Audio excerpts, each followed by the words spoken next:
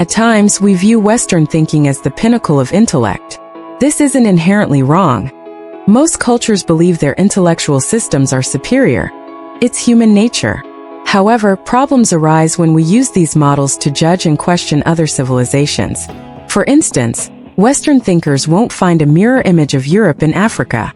Looking for one deprives you of experiencing the authentic African civilization. Today I'll explain why.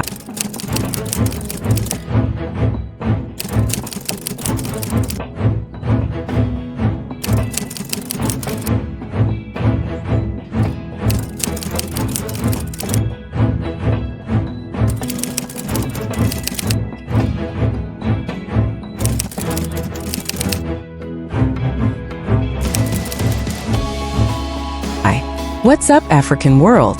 It's Ancient Story here, and welcome back to another video on African history, culture, and worldview. To begin, it's critical to note that this video does not apply to the entire continent of Africa. The information pertains to West, Central, and East Africa, so please keep that in mind. Where can we find Africa's great thinkers? Who are the ancient and medieval philosophers? Before addressing that, we must consider the question of African philosophy itself. There is considerable scholarly debate on the existence of African philosophy. One example is the concept of ethnophilosophy. Most popular material on African philosophical thought is really ethnophilosophy, meaning it is a collection of African worldviews derived from culture, myth, folklore, and folk wisdom. Several African scholars argue that this isn't truly African philosophy for various reasons. This debate is significant and worth mentioning. However, for this video we'll set aside this scholarly consensus because ethnophilosophy undeniably reveals the existence of great African thinkers, which is what we aim to explore. Historically, we've been told that great African thinkers simply don't exist, partly because European anthropologists did not see reflections of Europe in Africa. To them, Africa was a dark continent with dark people and a dark history. According to scholar Innocent Onwegbunna, Africans were viewed as savages who developed nothing. Some of Europe's greatest philosophers, David Hume and Immanuel Kant, perpetuated this belief. Hume and Kant argued that Africans, by virtue of their blackness, were excluded from the realm of reason and civilization. In hindsight, this was a puerile assertion. They certainly weren't going to find an African Plato with that mindset, nor were they looking for one. However, in the 20th century, a Belgian missionary named Placide Tempels flipped this narrative on its head when he began to investigate the minds of the Baluba people of Congo. In many ways, Tempels' work marked the rise of ethnophilosophy. His investigation led him to believe he had discovered what he called Bantu philosophy. This challenged the notion of the unthinking, unreasoning African. The discovery of Bantu philosophy has been a profound revelation for those invested in African education. Initially, we believed we were like adults guiding newborns, tasked with educating and civilizing.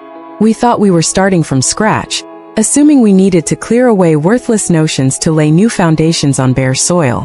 We were confident that dismissing certain customs and beliefs as ridiculous and devoid of sense was necessary. We saw the African people as large children needing education, a seemingly straightforward task. Then we suddenly realized we were dealing with mature individuals, aware of their wisdom and shaped by their unique philosophy of life. This realization has left us feeling unsteady, questioning how to proceed in guiding our African communities. Placide Tempels wasn't trying to complement traditional African culture, but was, according to scholar Pauline Hountanji, seeking a psychological and cultural basis to root the Christian message in the African mind without compromising either. Instead of finding impressionable children, Tempels discovered wise men.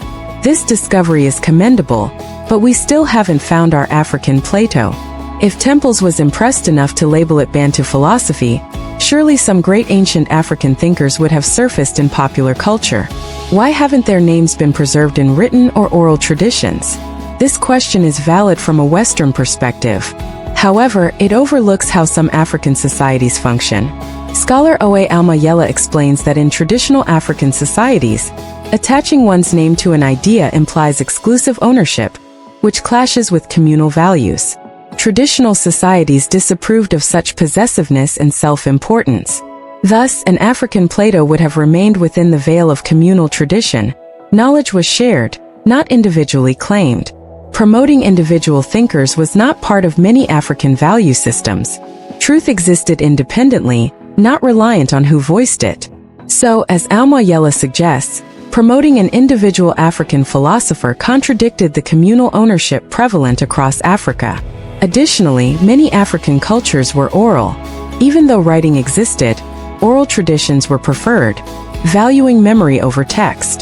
This has its advantages and disadvantages, but Western thinkers often desire written documentation.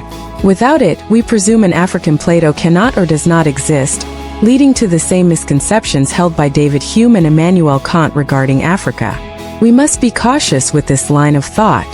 Cultural reasons likely explain why the African Plato hasn't reached our Western ears. To understand African culture, we should adjust our questions and be mindful of our Western biases.